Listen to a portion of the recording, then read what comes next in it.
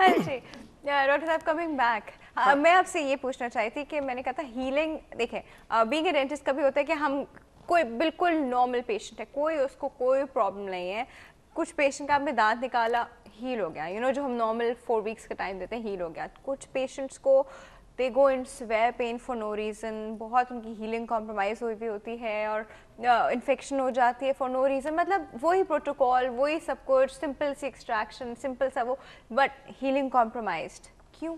कोई वैसे देखने में तो परफेक्टली हेल्दी। देखिए, एक तो पहली बात है कि ये सब्जेक्ट्स जो हैं जैसे इम्यूनोलॉजिकल है, ये इस वक्त मोस्ट फेवर्ड सब्जेक्ट हो रहे हैं पूरी दुनिया में रिसर्च के, क्योंकि इसके ऊपर बहुत ज़्यादा रिसर्च हो रही है।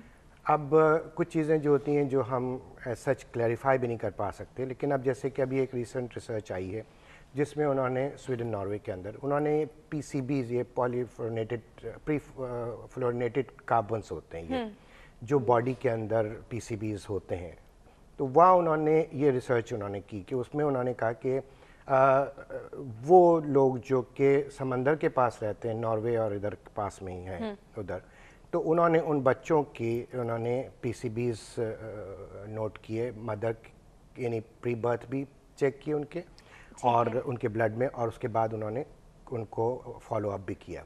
तो उसमें पता चला कि जिनके PCBs बढ़े हुए थे जिनके, तो वहाँ क्या था कि उनकी इम्यूनिटीज़ जो थी वो कम थी, और वो जो थी वो क्यों कम थी उसमें उन्होंने देखा कि उनको उन्होंने असेसमेंट किए, नहीं साइंटिफिक प्रोसीजर्स थे कि जो डिप्थीरिया और टेटनस की जो वैक्सीन का जो रिस्पांस होता है वो उन बच्चों में कम था।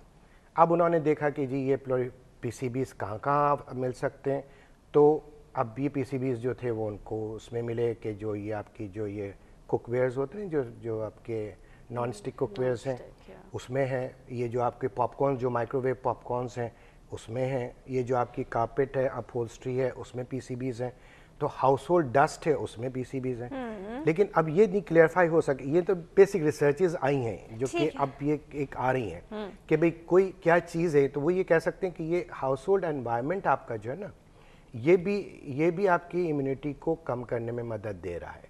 तो अब ये रिसर्च से तो ये पता चल, अगर वेल वेंटिलेटेड नहीं है, सनलाइट कम आ रही है, हाउस होल्ड डस्ट है आपकी, डस्ट है, तो ये तो अभी रिसर्च आई है। अब ये नहीं कह सकते कि ये उन लोगों में आई है कि जिनके ऑलरेडी वीक सिस्टम थे जिनको ये प्रॉब्लम हो रहे हैं, उनका तो एग्जैजरेट या ये कि ये कर रहे हैं। तो ये बेसिकली कुछ चीज़ें ऐसी हैं कि जो हमारे पास साइंस एविडेंस नहीं है, लेकिन एविडेंस बेसिकली लोगों काम कर रहे हैं। कांस्टेंट एक्सपोजर सर एक चीज होती है। अच्छा यही चीज पहले कॉल के बाद हम इससे बात करते हैं। जी अस्सलाम वालेकुम। वालेकुम अस्सलाम। Good healthy morning. कौन बात कर रहा है? जी मैं वकार यूनुस बोल रहा हूँ इस्लामाबाद से। जी वकार साहब कैसे हैं आप? जी ठीक ठाक। अच्छा जी, हमारे आप पोल का जवाब देंगे? जी जी दीजिए ना। मेहंदी की रस्म जो है नहीं होनी चाहिए। क्यों? क्योंकि ये हिंदुओं की रस्म है ना। अच्छा अच्छा चलिए जी ठीक है। अच्छा क्या कुछ पूछना चाह रहे हैं? नहीं पूछना चाह रहे, बस यही बताना था आपने। जी thank you so much for your call. हाँ जी, coming back sir, chronic exposure in a sense के इनिशियली आपकी इम्यूनिटी स्ट्रॉन्ग है, यू गो टू एनवायरनमेंट जहाँ पे आपका कांस्टेंट एक्सपोजर है उन चीज़ों से जो कि आपको इन्फेक्शन या ऐसा कुछ करा सकती है, but your immunity is fighting back, constantly fighting back. तो वो क्या कॉन्स्टेंटली फाइटिंग बैक से इम्यूनिटी स्ट्रॉन्ग हो जाएगी या फिर एक वक्त आएगा कि वो वीक पड़नी शुरू हो जाएगी? वही होता है। देखिए, this is a very good system कि जब आपके आता है फोर्स तो यू फाइट बैक, वो आपको सेव करता है। बट अब यही अगर कॉन्स्टेंटली रिपीटेडली आपके पास में ये फोर्सिंग हो तो ये आपकी जो फाइटिंग फोर्स होती है वो फिर वीक होती है, और जब फाइटिंग फोर्स वीक हो जाती है बॉडी की तो फिर आपके रिकरेंट इन्फेक्शंस आने शुरू हो जाती हैं, क्रॉनिक इलनेसेस शुरू हो जाती हैं, जिसमें आप डायबिटीज़ फॉर इंस्टेंस उसको भी रिलेट कर रहे हैं कि जी ये भी एक कंडीशन है जिसकी वजह से एक फाइटिंग फोर्स होती है, तो रिलेट कर रहे होते हैं उसको कि वो वीक हो जाती हैं। तो ये सारी चीज़ें हैं, उसी के लिए वो कहते हैं कि भाई आप जैसे स्ट्रेस है फॉर दैट मैटर। अब एक रिसेंट स्टडी है, शायद डॉक्टर सारा तो ज़्यादा बेहतर समझते होंगे मेरे लिए, मगर ये कि जैसे अब उसमें उन्होंने एक साइटोकाइन लेवल चेक किए, वो उन लोगों के चेक किए कि जिन लोगों को गुस्सा आता है, लड़ाई झगड़ा कर रहे होते हैं, तो उन्होंने एक ब्लड में एक टेस्ट किया तो वो उनके बढ़े हुए थे। अब ये जो थे ये इम्यूनिटी के मार्कर्स हैं, अच्छा, जो उन्होंने चेक किए। फिर उन्होंने उनमें चेक किए कि जो ठीक है, अब जब स्पोर्ट्स खेल रहे होते हैं तो उसमें भी तो लड़ाई झगड़ा ही है, बिल्कुल ठीक है ना, लेकिन स्पोर्ट्स में जिन लोगों ने एक्टिवेट पार्टिसिपेट कर रहे थे उनके साइटोकाइन लेवल कम थे।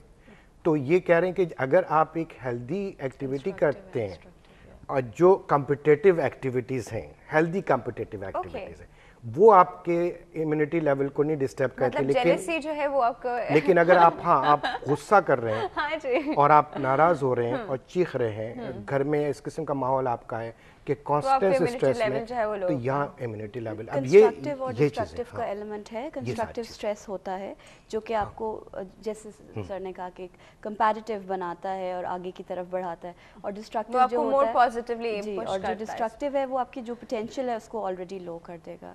And adding to what he said कि साइकोलॉजिकल इम्यूनिटी, एक तो हम बिल्कुल फिजियोलॉजिकल एलिमेंट पे बात कर रहे हैं, लेकिन जो साइकोलॉजिकल इम्यूनिटी है दैट इज़ कि एक टर्म हम यूज़ करते हैं स्ट्रेस डायथीसिस, यानी कि इफ़ वी फील कि ये होने वाला है हमारे साथ बहुत ज़्यादा, अक्सर आप लोगों ने देखा होगा लोग बहुत एंटिसिपेट कर रहे होते हैं कि ये हो जाएगा मेरे साथ बुरा। ये स्ट्रेस बिल्कुल जैसे उन्होंने कहा स्ट्रेस इम्यूनिटी है ना, इस पे हम बात कर रहे हैं जी, एक छोटे से ब्रेक के बाद डॉक्टर सारा जरूर। जी, रिव्यूअर्स छोटा सा ब्रेक है, हम अभी वापस आएंगे, आप कहीं नहीं जाइएगा।